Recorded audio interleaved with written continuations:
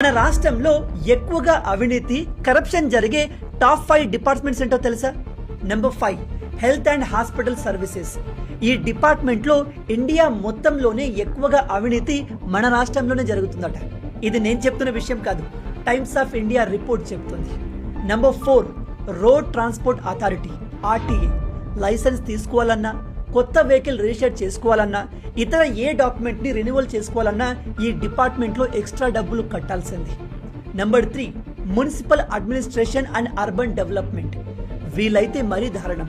హైదరాబాద్ లాంటి నగరాల్లో ఏ కన్స్ట్రక్షన్ చేయాలన్నా అప్రూవల్ పర్మిట్స్ కోసం ఏఈ, ఏడబ్ల్యూ లాంటి ఆఫీసర్లు కోట్ల రూపాయల లంచం తీసుకుంటూ దొరికారు. ఇక నెంబర్ 2 పోలీస్ డిపార్ట్మెంట్. వీళ్ళ గురించి నేను సెపరేట్ గా చెప్పాల్సిన అవసరం లేదు, మీ అందరికీ తెలిసింది.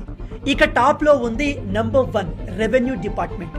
ఈ డిపార్ట్మెంట్ లో జరిగే అంత అవినీతి వేరే ఎక్కడ జరగదు. ఇక్కడ వేలు లక్షలతో పనవదు, కోట్లలో డబ్బు చేతులు మారుతుంది.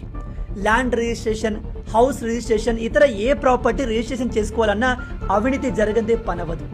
బాధాకరమైన విషయం ఏమిటంటే ప్రజెంట్ ఉన్న గవర్నమెంట్ ఆఫీసర్లు, ఉద్యోగులు లంచం తీసుకోవడాన్ని హక్కుగా భావిస్తున్నారు. ప్రజల్లో కూడా గవర్నమెంట్ జాబ్ అన్నా, గవర్నమెంట్ తో పని చేయించాలన్నా లంచం ఇవ్వాల్సిందే అనే ముద్ర పడిపోయింది. ఈవెన్ జాబ్స్ కోసం ప్రిపేర్ అయ్యే చాలా మంది యువకులు ఈ కాలంలో గవర్నమెంట్ జాబ్ లో జాయిన్ అయ్యి దేశానికి సేవ చేయాలి అనుకోవట్లేదు. గవర్నమెంట్ జాబ్ కొట్టి కోట్లలో లంచం సంపాదించవచ్చు అనే ఆశతోనే ఆ జాబ్స్ ని ప్రిపేర్ అవుతున్నారు. ఇది చాలా పెద్ద సమస్య. ఉగ్రవాదం కంటే ఇది చాలా డేంజరస్. ఎందుకంటే ఉగ్రవాదం వల్ల దేశానికి కొంతవరకే నష్టం ఉంటుంది, కానీ అవినీతి అనేది దేశాన్ని లోపటి నుంచి నాశనం చేస్తుంది. ఇది మారాలి. అందుకే మిమ్మల్ని ఎవరైనా గవర్నమెంట్ డిపార్ట్మెంట్ లో లంచం అడిగితే ఈ నంబర్ కి కాల్ చేసి కంప్లైంట్ చేయండి. ఇది Telangana anti corruption bureau number. లేదా మీరు ఈ వాట్సాప్ నంబర్ కూడా డీటెయిల్స్ పంపొచ్చు. ఇలా చేసి మీరు ఎంత పెద్ద ఆఫీసర్ అయినా ఏసీబీకి పట్టించవచ్చు. గుర్తుపెట్టుకోండి, ఎంత పెద్ద ఆఫీసర్ అయినా సరే లంచం అడిగితే అలాంటి లుచ్చగాలను పట్టించడం మనందరి బాధ్యత.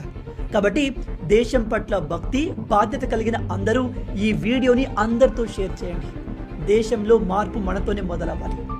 జై హింద్.